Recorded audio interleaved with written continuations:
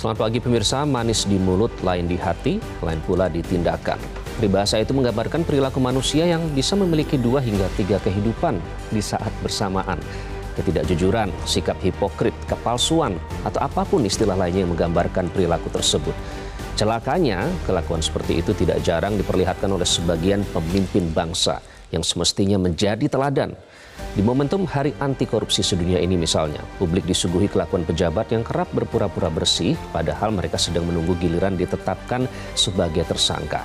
Inilah editorial Media Indonesia edisi Sabtu, 9 Desember 2023 dengan tema Ironi Anti Korupsi. Bersama saya Iqbal Himawan. Anda juga bisa berpartisipasi dan berinteraksi melalui telepon interaktif di nomor 021 583 99 100. Dan pagi ini telah hadir bersama saya anggota Dewan Redaksi Media Group Kania Sutisnawinata. Mbak Kania, selamat pagi. Selamat pagi Iqbal. Temanya bersih-bersih hari ini. Bersih-bersih kita tuh bisa menjadi bagian ya dalam peringatan Hari Anti Korupsi. Yang penting kita ada kepedulian ya untuk melakukannya. Ada kepedulian, semua harus berkontribusi di sini karena toh ini untuk kemajuan pembangunan nasional. Betul, Iqbal. Nah, nanti kita akan bahas lebih lanjut Mbak Kania dan pemirsa, namun sebelumnya kita simak sejumlah informasi yang menjadi topik hangat di headline di Harian Media Indonesia kali ini. Yang pertama ini terkait dengan pasal penunjukan gubernur Mbak Kania. Ini kan menuai pro dan kontra. Memang ada beberapa yang menyebutkan beberapa waktu yang lalu mereka sebagai pengusul gubernur ini ditunjuk saja oleh presiden. Tapi juga ada yang mengkritisi bahwa ini jadi istilahnya menihilkan ya suara masyarakat yang memiliki amanah. Mereka ingin tahu sendiri bagaimana gubernur itu untuk bisa bekerja bagi mereka begitu. Betul sekali. Ada satu pasal persisnya ya dari undang-undang yang dalam tahap akan digodok di DPR, rancangan undang-undang atau RUU Daerah Khusus Jakarta. Salah satu pasal yang kemudian banyak dikritisi adalah soal bagaimana kepala daerah yang bisa ditunjuk langsung oleh presiden.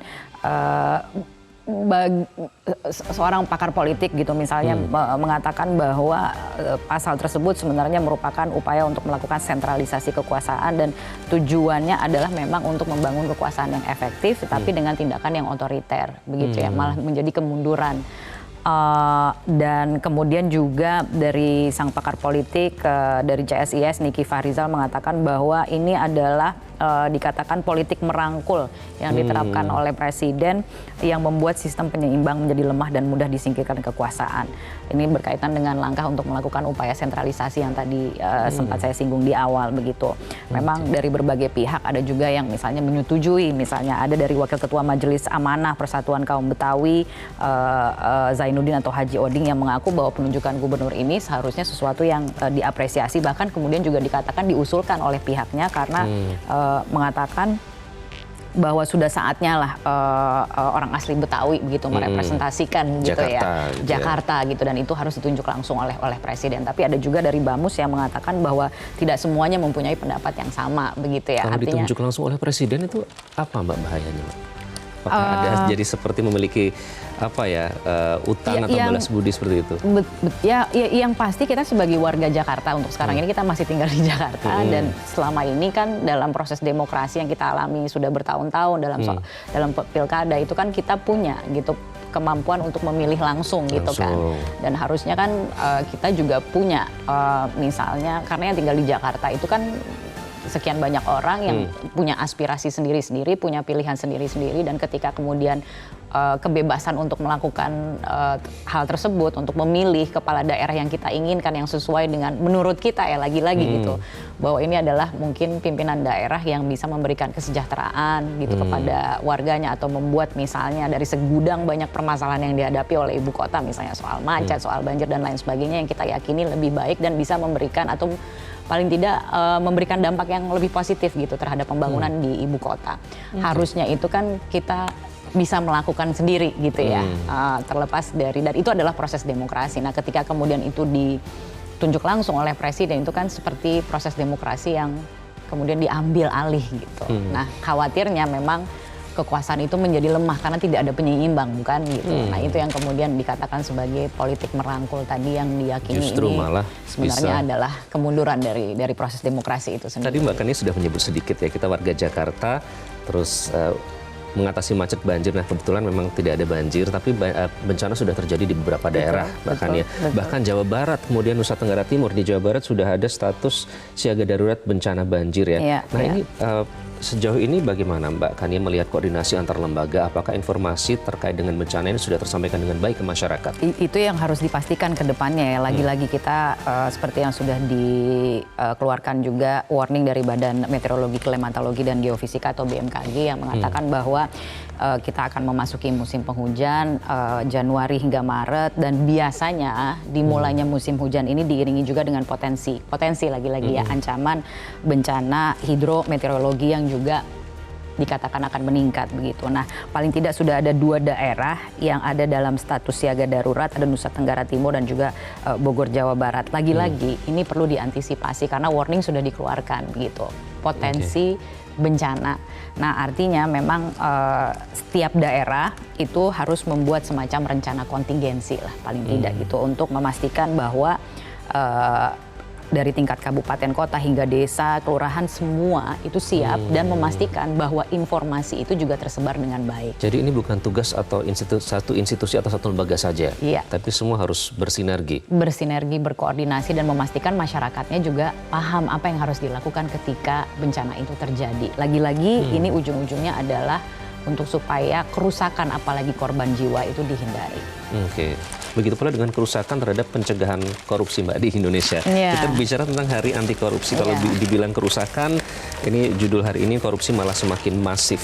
Nah, banyak mungkin yang lupa ya, hari ini adalah tanggal 9 Desember. Tanggal 9 Desember itu adalah Hari Anti Korupsi Sedunia. Dan pada hari ini kita berupaya untuk mengingatkan kembali untuk melakukan evaluasi terhadap diri sendiri, terhadap diri sendiri juga. Terhadap diri sendiri juga begitu ya. Maksudnya dalam hal? Dalam hal kita semua bisa berkontribusi karena lagi-lagi tema dari Hari Anti Korupsi Sedunia ini adalah sinergi begitu ya. Sinergi itu berarti bukan cuma lembaganya tapi juga masyarakatnya.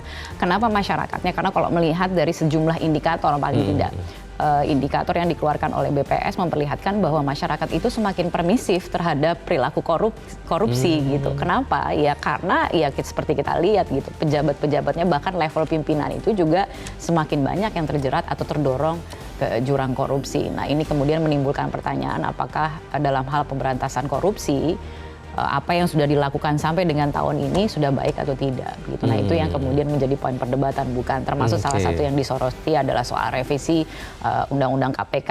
Pada hari ini juga kita melihat Ketua KPK menjadi ditersangkakan oleh polisi, kasusnya adalah kasus pemerasan.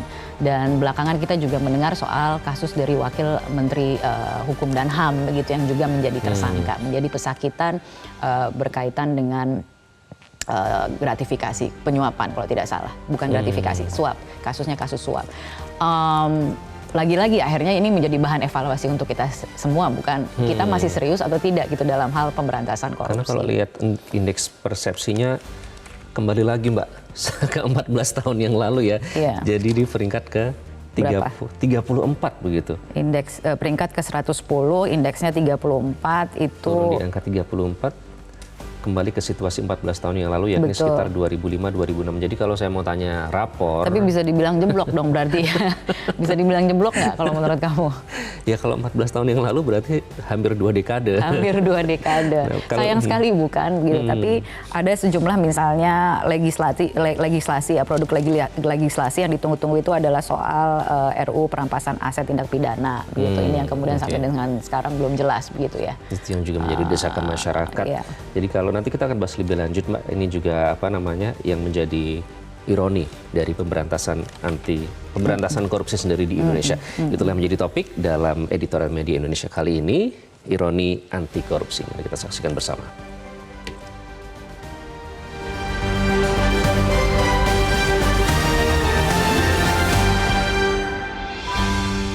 Ironi anti korupsi.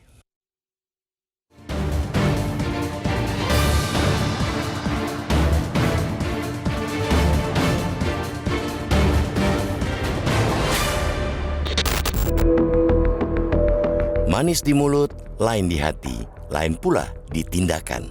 Peribahasa itu menggambarkan perilaku manusia yang bisa memiliki 2 hingga 3 kehidupan di saat bersamaan. Omongan bisa sangat mulia, tetapi kelakuannya justru busuk. Ketidakjujuran, Sikap hipokrit, kepalsuan, atau apapun istilah lainnya menggambarkan perilaku seperti itu. Celakanya, kelakuan seperti itu tidak jarang diperlihatkan oleh sebagian pemimpin bangsa yang mestinya menjadi tauladan. Di momentum Hari Anti Korupsi sedunia ini, misalnya, publik disuguhi kelakuan pejabat yang kerap berpura-pura bersih, padahal mereka sedang menunggu giliran ditetapkan sebagai tersangka. Sebagian bahkan jadi tersangka, bahkan sudah divonis tetap. Mereka yang ikut memaki-maki korupsi, padahal mereka sendiri bagian dari lingkaran setan korupsi. Pada 22 November misalnya, Polda Metro Jaya telah menetapkan Ketua Komisi Pemberantasan Korupsi atau KPK nonaktif Firly Bahuri sebagai tersangka kasus pemerasan mantan Menteri Pertanian Syahrul Yassin Limpo. Sungguh sebuah ironi, lembaga anti rasuah ternyata dipimpin seorang tersangka pemeras. Tindakan korupsi paling puncak. Bagi kalangan pegiat anti korupsi, terpilihnya Firly sebagai ketua KPK sudah bermasalah sejak awal. Bahkan KPK periode sebelumnya pernah mengungkapkan dugaan pelanggaran etik yang dilakukan Firly semasa menjabat Deputi Penindakan KPK. Surat juga telah dikirim ke DPR yang saat itu tengah menyeleksi pimpinan KPK. Ajaibnya, justru Firly yang tetap dipilih sebagai komandan dalam perang melawan koruptor. Dan sebagai ketua KPK, Firly paling syarat kontroversi sepanjang sejarah. Selain persoalan kode etik dan kepantasan, Firly kerap tersangkut kasus membocorkan informasi operasi tangkap tangan. Firly sempat tidak menghadiri pemeriksaan Polda Metro Jaya pada 7 November dengan dalih menghadiri roadshow bas anti korupsi di Aceh. Padahal kegiatan itu berlangsung pada 9 sampai 11 November. Ketika di Aceh, Firly pun berkoar roadshow bas KPK sebagai upaya untuk mewujudkan Indonesia bebas dari praktik korupsi. Dia juga mengumbar keinginan mewujudkan Indonesia yang betul-betul bebas dari korupsi. Di kesempatan itu, Firly pun mengajak semua pihak untuk bekerja sama dalam memberantas korupsi, sebagaimana tema Hari Anti Korupsi sedunia kali ini, yakni Sinergi Berantas Korupsi untuk Indonesia Maju. Entahlah, apa ada lagi yang masih mau mempercayai omongannya saat itu? Segendang sepenarian dengan Firly. Semasa menjabat Wakil Menteri Hukum dan Hak Asasi Manusia, Edward Omar Syarif Hiraij atau Edi Hiraij juga tanpa ragu meluncurkan pembangunan zona integritas dan anti korupsi pada 2021. Akan tetapi, sejak 9 November 2022, Edi hanya menambah panjang daftar tersangka oleh KPK. Walhasil, pemerintahan Joko Widodo sejak 2014 telah mendorong 6 menteri dan seorang wakil menteri ke dalam jurang gelap korupsi. Selain jajaran pejabat dan penyelenggara negara yang tidak henti-hentinya terseret kasus korupsi, publik juga telah diperlihatkan memburuknya sejumlah indikator terkait korupsi. Seperti berdasarkan data Badan Pusat Statistik atau BPS terkait perilaku masyarakat yang semakin permisif terhadap korupsi. Indeks Perilaku Anti Korupsi atau IPAK masyarakat pada tahun ini lebih rendah ketimbang tahun sebelumnya. Lalu, Transparency International atau TI pada Januari 2023 juga memberikan catatan kalau Indeks Persepsi Korupsi atau IPK pada 2022 mengalami penurunan terburuk sepanjang sejarah reformasi. Parahnya lagi, lembaga itu menyebut selama masa pemerintahan Presiden Joko Widodo, kualitas pemberantasan korupsi dan demokrasi cenderung terus menurun. Di tengah kemerosotan ini, publik hanya bisa berharap akan ada perbaikan yang dilakukan para pemimpin. Mulai dari proses seleksi aparat pemberantasan korupsi yang benar dan tanpa kong kali kong berujung utang budi.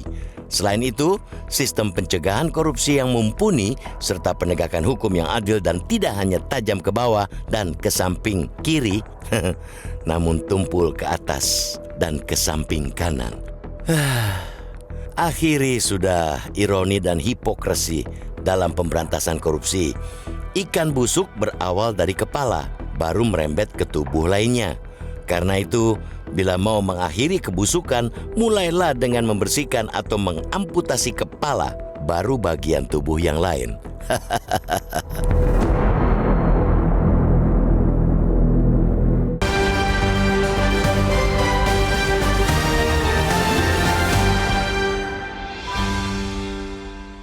Ironi anti korupsi itu yang menjadi topik dalam editorial Media Indonesia kali ini. Anda juga bisa berpartisipasi dan berinteraksi melalui telepon interaktif di nomor 0215839900. Dan pembahasannya akan kami lanjutkan usai jeda. Tetaplah bersama kami di editorial Media Indonesia.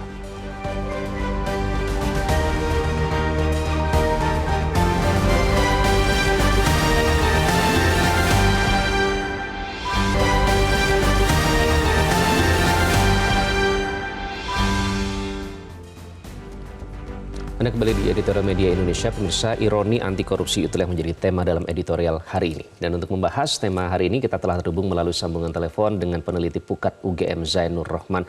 Mas Zainur, selamat pagi. Selamat pagi, Mas Iqbal. Ya, hari ini diperingati Hari Anti Korupsi Sedunia. Nah, apa catatan Anda dalam pemberantasan korupsi di tanah air sejauh ini, Mas Zainur? Ya, tahun ini situasi pemberantasan korupsi sangat buruk. Ada dua indikator. Yang pertama dari sisi capaian pemberantasan korupsi. Tidak ada satupun capaian yang signifikan, bahkan terakhir di tahun 2022 indeks persepsi korupsi itu berada pada titik yang sangat rendah, turun drastis, penurunan tertinggi sepanjang sejarah, yaitu dari 38 poin menjadi 34 poin. Artinya 2022 itu posisi pemberantasan korupsi di Indonesia sama persis dengan 2014. Selama 8 atau hampir 9 tahun ada stagnasi yang itu artinya kita menyia-nyiakan waktu tanpa ada kemajuan dari sisi pemberantasan korupsi. Nah, dari sisi struktur, alat-alat yang digunakan untuk melakukan pemberantasan korupsi, itu justru ada kehancuran total di tubuh KPK, Mas Iqbal. Kenapa? Karena Ketua KPK, Ketua Komisi Pemberantasan Korupsi, menjadi tersangka korupsi karena memeras kasus korupsi. Nah, ini triple ironi gitu ya. Nah, ini artinya dari sisi capaian pemberantasan korupsi sangat buruk, alat pemberantas korupsinya hancur di tahun 2023 ini. Nah, ini kan satu situasi yang sangat buruk, dan kita kemudian kalau kita tidak punya iman, kita bisa hilang harapan terhadap pemberantasan korupsi di Indonesia, Mas Iqbal. Mas Zainur, tadi Anda sebut capaian tidak signifikan. Nah, menangkap 6 menteri dan 1 wakil menteri itu tidak signifikan menurut Anda? Ya, tentu pemberantasan korupsi itu kan tidak hanya sekadar menyebut jumlah kasus atau siapa yang ditangkap gitu ya. Tapi yang dinilai secara global biasanya kita menggunakan ada IPAK yang disusun oleh BPS atau IPK yang disusun oleh Transparansi Internasional. Karena ada keterpaduan antara penindakan dan pencegahan. Penindakan betul sangat penting gitu ya, tetapi pencegahan juga adalah satu upaya untuk memastikan bahwa korupsi tidak terulang di masa yang akan datang. Tadi kalau saya sebut tidak signifikan itu artinya memang dari sisi kasus-kasus yang diproses pun itu masih sangat bisa dikatakan masih sangat selektif gitu ya. KPK tidak bisa dikatakan independen selama 2023 ini. Ada banyak kasus yang tidak lepas dari tudingan politisasi, kemudian publik meragukan independensi KPK, dan kemudian kita lihat KPK juga tidak menangani kasus-kasus yang bersifat strategis. Saya sebut kasus strategis itu biasanya adalah merugikan keuangan negara sangat tinggi. Yang kedua itu dilakukan oleh pejabat negara yang sangat tinggi seperti aparat penegak hukum. Yang ketiga merugikan kepentingan masyarakat banyak. Contohnya ya seperti kasus minyak goreng atau kasus-kasus korupsi lain yang itu menyangkut hajat hidup orang banyak. Nah itu semua tidak terjadi di kepemimpinan KPK di bawah Firly Bahuri. Sekali lagi saya ingin mengatakan bahwa dari sisi kinerja pemberantasan korupsi secara umum sangat buruk. Lembaga pemberantas korupsi utamanya yaitu KPK mengalami kehancuran. Nah ini saya sebut ini memang 2023 ini benar-benar tahun kelabu bagi pemberantasan korupsi di Indonesia. Kalau seperti ini terus, situasi semakin buruk, maka Indonesia semakin korup. Tentu yang dirugikan adalah rakyat. Kenapa? Karena kemudian rakyat harus menanggung itu semua. Uang rakyat diambil, gitu ya, kekuasaan diselewengkan, tanpa ada satu upaya yang berarti dari negara untuk melakukan percepatan pemberantasan korupsi. Alih-alih percepatan untuk mempertahankan performa pemberantasan korupsi saja itu tidak terwujud di tahun 2023 ini, Mas Iqbal. Oke. Mas Zainur, kalau Anda melihat ini kan momentum Hari Anti Korupsi, kita tidak ingin hanya menjadi seremonial. hari ini kita memperingati, lalu kemudian ya udah business as usual seperti biasa begitu. Nah, menurut Anda apa sih mengapa kita harus peduli sebagai masyarakat nih, kenapa kita harus peduli terhadap pemberantasan korupsi di Indonesia? Iya, Mas Iqbal, pemberantasan korupsi itu menentukan nasib bangsa. Selama 2014 sampai 2022, pembangunan itu sangat gencar. Tetapi yang diartikan sebagai pembangunan adalah pembangunan fisik. Ada jalan tol, pelabuhan, ada banyak sekali industri yang dibuat seperti hilirisasi dan seterusnya. Tapi selama korupsinya tidak diberantas, justru semua pembangunan itu sangat lekat dengan korupsi. Sehingga kualitas pembangunan justru sangat buruk, di lain sisi juga merugikan kepentingan rakyat, hanya menguntungkan kepentingan elit pemodal. Itu ditunjukkan oleh banyak sekali kasus, Mas Iqbal, di berbagai kasus proyek-proyek strategis nasional.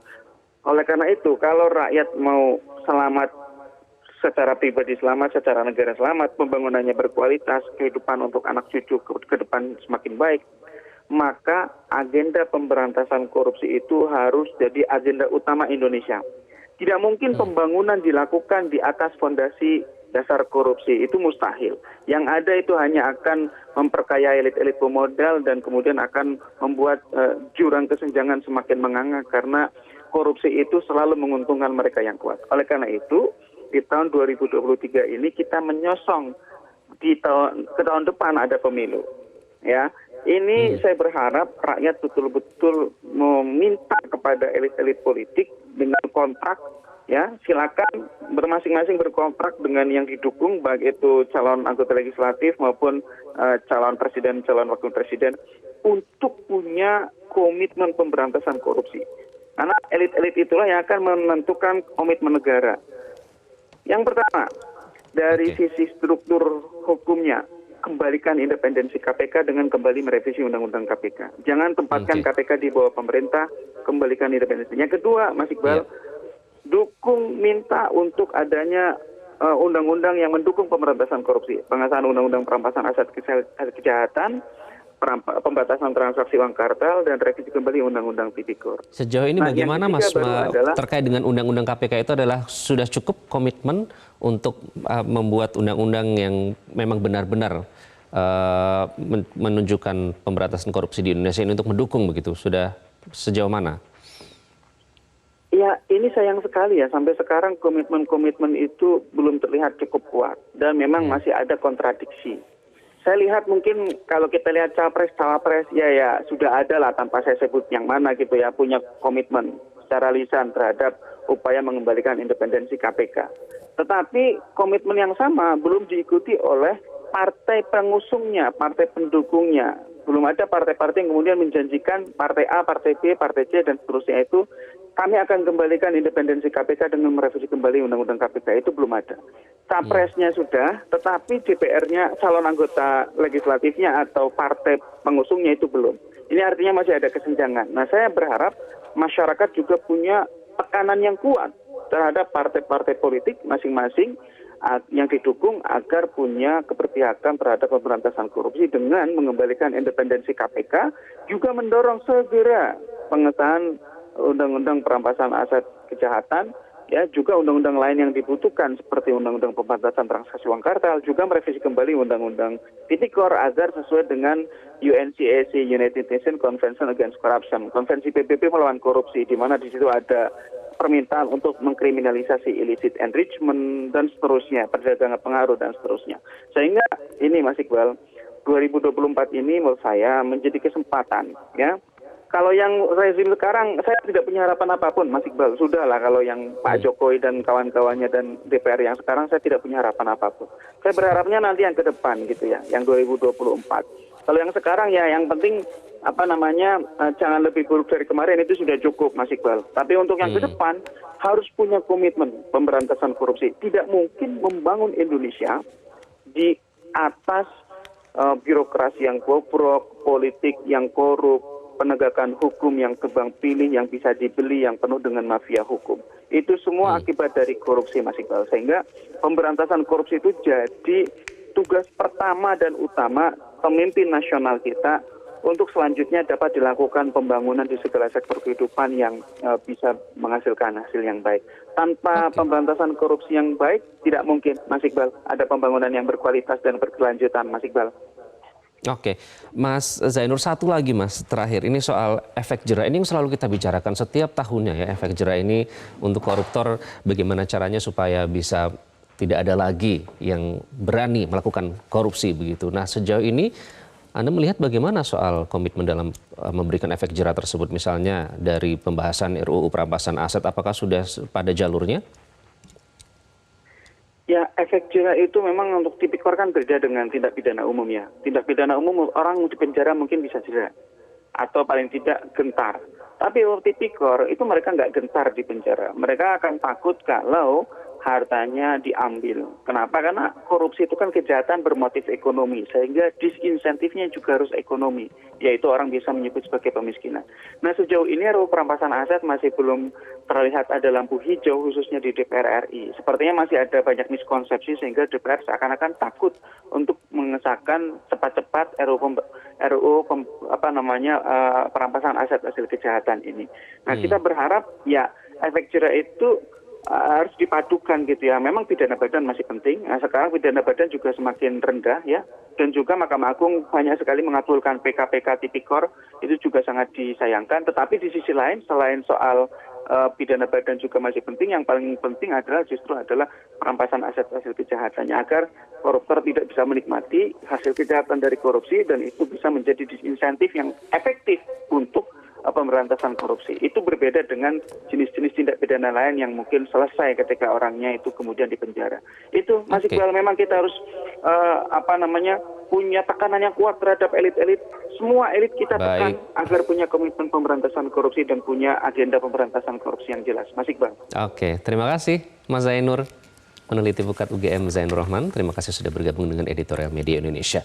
Bahkan ini katanya kita harus punya tekanan yang kuat terhadap para elit-elit supaya ini tetap pada jalur kita pemberantasan korupsi. Nanti kita akan bahas lebih lanjut, banyak poin yang menarik yang sudah kita catat tadi dari pernyataan Mas Zainur, namun kami harus jeda terlebih dahulu. Tetaplah bersama kami di Editorial Media Indonesia.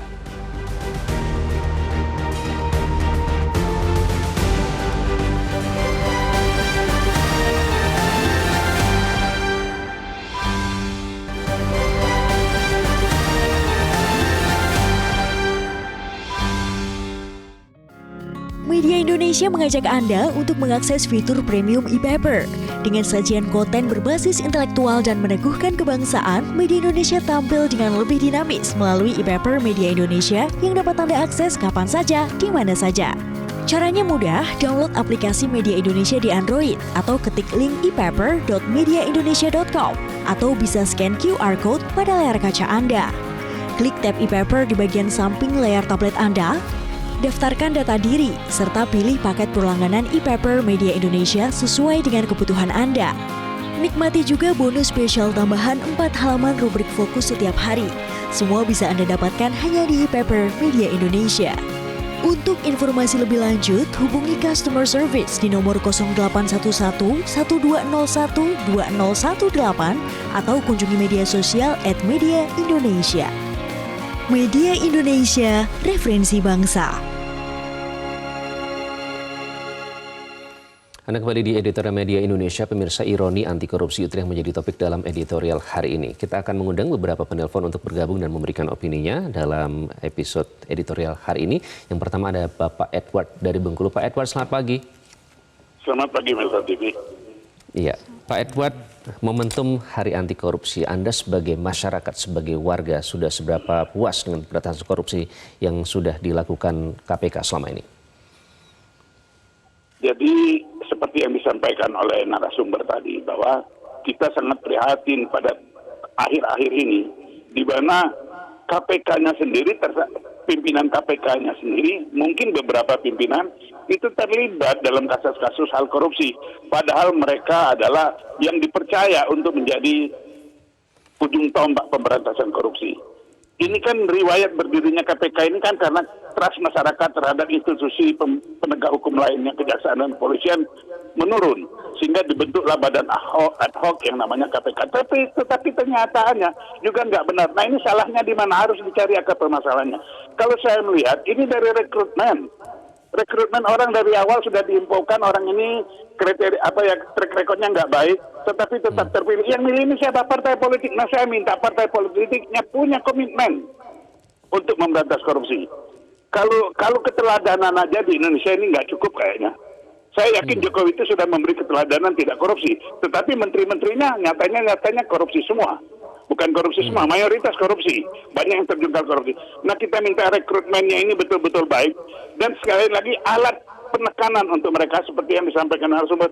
Undang-undang perampasan aset, undang-undang penghapusan hak politik para koruptor itu sekarang menjelang pemilu seluruh partai politik dan caleg-caleg harus membuatkan pernyataan tertulis bahwa mereka akan menerbitkan undang-undang itu, akan membuat undang-undang yang perampasan aset dan lain-lain, karena koruptor tidak takut mati tapi takut miskin.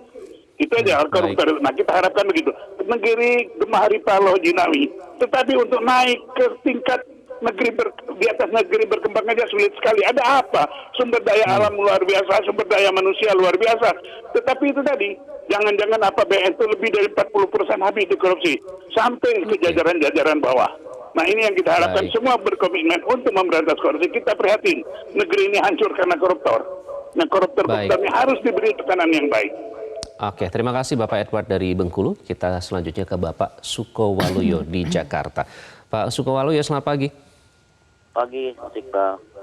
Ya, bagaimana Pak Sukowaluyo raport pemberantasan korupsi menurut Anda sebagai warga? Saya cuma ini aja sih, cuma ngasih masukan aja, Pak. Jadi gini Mas Iqbal, dari SD, SMP, SMA tuh korupsi udah dimulai. Kenapa saya bilang kayak gitu? Setiap kita ambil rapor tuh orang tua ngasih hadiah. Dari situ aja kita udah SDM-nya udah mulai nggak bener gitu lah. Jadi ada ngasih tas, ada ngasih bikisan lah, intinya kayak gitu. Jadi mungkin dari awal lah SD itu kita udah mulai gencarkan, tidak ada gratifikasi untuk guru atau apa. Mungkin itu aja sih. Dan yang paling utama yaitu tadi undang-undang perampasan aset harus benar-benar dilaksanakan. Orang dipikir uang negara, Pak, bukan uang rakyat. Dipikir yang dia urus itu uang negara ini, ngapain pusing-pusing pikirin itu sih. Itu aja.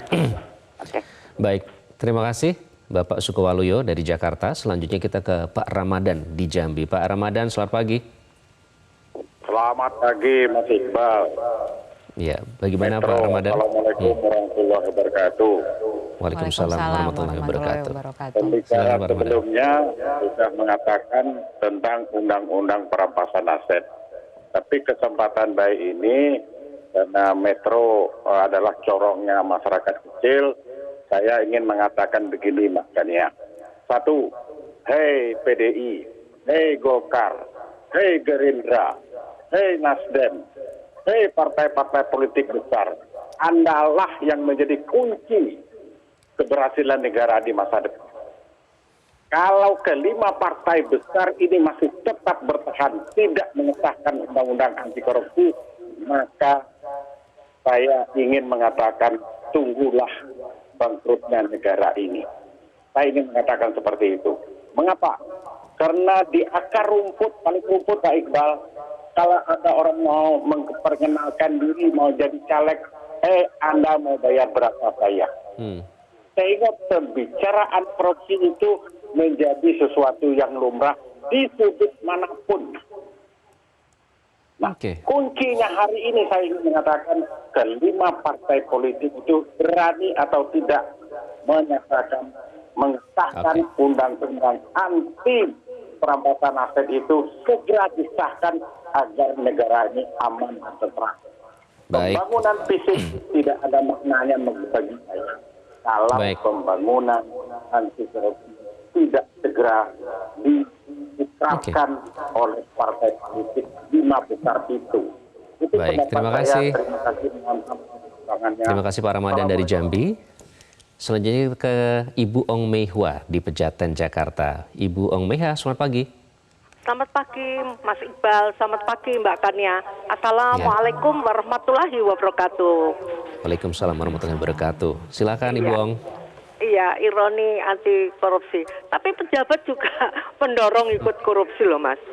Di tahun Presiden Jokowi, 2 menterinya terlibat korupsi. 14 tahun yang lalu indeksnya ini turun. Makin turun. Bagaimana Mas Iqbal, Ketua KPK sendiri terlibat dengan pemerasan.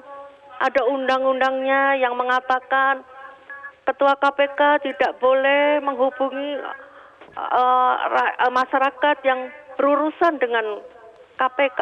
Ini malah terjadi pemerasan.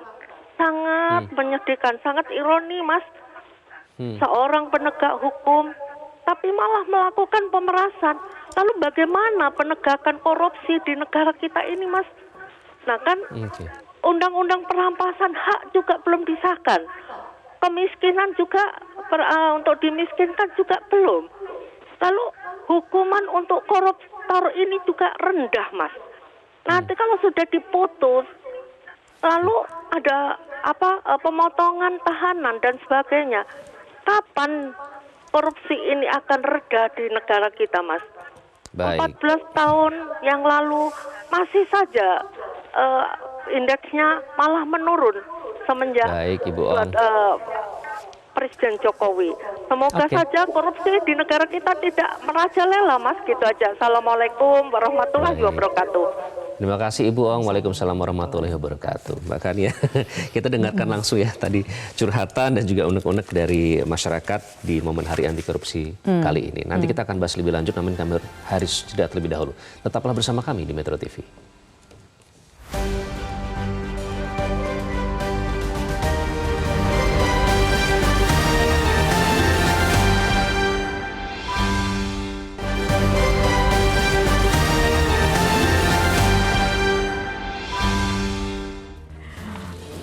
Anda kembali di editorial media Indonesia, ironi anti korupsi itu yang menjadi topik dalam editorial media Indonesia kali ini. Tadi kita sudah mendengarkan baik dari ahli maupun dari penelepon ya Mbak, semuanya tuh sepakat. Tapi supaya nanti tidak ada lagi ya judul-judul seperti ironi anti korupsi di masa depan. Nah, supaya ini menjadi apa ya? Ada follow up-nya, tidak hanya menjadi seremonial saja. Tahun ini kita merayakan, tapi kemudian kita lengah begitu. Nah, tidak merayakan karena soalnya indeks rapornya kurang bagus ya. Kalau melihat dari apa yang tadi disampaikan baik oleh pakar maupun penelpon, semua menyuarakan. Gimana supaya nggak lewat-lewat aja Mbak? Momentum untuk apa ini dalam pemberantasan korupsi di Indonesia? Ya kan kita jelang tahun pemilu ya. Nggak, tapi intinya adalah memang harus dijadikan momentum gitu. Sudah semakin terpuruk, intinya kesimpulannya seperti itu. Ada beberapa indikator, ini kita yang menunjukkan gejala keterpurukan dari pemberantasan korupsi di Indonesia. Dan tentunya harus disikapi dengan sikap yang legowo, tidak defensif begitu, bahwa ada sesuatu yang salah gitu dalam hal pemberantasan korupsi. Nah, ke depan bagaimana kemudian menjadi momentum untuk melakukan perbaikan, termasuk juga terhadap citra KPK. Lagi-lagi kita bicara soal persepsi ya. Persepsi terhadap KPK ini sekarang terpuruk karena ketua KPK-nya menjadi pesakitan gitu. Tadi kan sudah disampaikan juga oleh dari Pukat ya, yang mengatakan bagaimana bisa seorang ketua KPK terjerat kasus pemerasan yang dilakukan terhadap seseorang yang sedang berperkara gitu di KPK. Nah, maka dari itu kemudian memang harus dilakukan upaya perbaikan. Termasuk salah satu yang ditunggu saat ini adalah soal pengesahan RUU perampasan aset terhadap hasil kejahatan. Nah, itu adalah lagi-lagi alat ya untuk paling tidak menunjukkan komitmen kita belum susut gitu. Karena lagi-lagi ini soal komitmen kan gitu. Bagaimana sih kita melihat pemberantasan korupsi di Indonesia dan seberapa penting gitu untuk ditegakkan. Lagi-lagi soal penegakan hukum untuk memperlihatkan kepada publik yang sekarang kepercayaannya itu semakin merosot karena itu tadi IPAK. Salah satu indikatornya itu juga menunjukkan gejala bahwa masyarakat itu juga semakin permisif, gitu. Nah, ini dikaitkan juga dengan kalau dalam hal pemberantasan korupsi kan bukan soal penindakan juga, soal pencegahan juga gitu. Nah, budayanya itu seperti apa sekarang ini gitu. Lagi-lagi kita semua punya peran gitu. Hal sekecil apapun jika kemudian itu mengarah ke tindakan koruptif itu harus bisa diberantas gitu. Artinya jangan dianggap sebagai sesuatu yang wajar-wajar saja. Melihat jajaran pejabat yang kalau kita lihat ya catatannya sepanjang dari paling tidak dari awal pemerintahan tahun 2014 sudah ada 6 menteri, 1 wakil menteri yang terakhir begitu. Jadi ingat ya Mbak, dulu kalau ada 1 menteri saja itu menjadi headline. Besar-besaran. Nah, sekarang tuh seperti kayak berita sehari-hari saja gitu. Itu betul. Yang membuat permisif masyarakat? Ya mungkin gitu. Paling tidak ya gejala seperti itu yang terlihat gitu, yang terukur melalui sebuah indikator yang dilakukan oleh BPS begitu. Tapi intinya itu adalah bahwa kalau kita bicara soal pembangunan, kerugiannya apa sih yang diderita gitu kan? Ini kan merugikan kita semua karena ada kerugian yang diderita oleh negara, ada uang yang dirampas, lagi-lagi kemudian dikaitkan juga bagaimana ke depan bisa memberikan efek jera. Efek jera kenapa? Karena korupsi itu adalah bermotif ekonomi. Tadi seorang pakar juga mengatakan seperti itu dari Pukat yang mengatakan motifnya itu biasanya ekonomi untuk memperkaya. Dan biasanya koruptor itu katanya tidak takut mati, malah justru takut dimiskinkan kan seperti itu. Jadi harta-harta yang diraih dengan cara-cara yang ilegal itu harus bisa dirampas. Jadi ketika mereka menjalani hukuman penjara, hukuman badan begitu misalnya, keluar dari penjara, ya mereka dalam kondisi tidak sejahtera lah gitu, dimiskinkan. Karena kalau misalnya keluar dari penjara masih tetap kaya kan artinya tidak memberikan efek jera gitu dalam tanda kutip ya gitu. Artinya memang harus dicari berbagai macam cara untuk supaya perbaikan dalam hal pemberantasan korupsi ini menjadi komitmen kita bersama.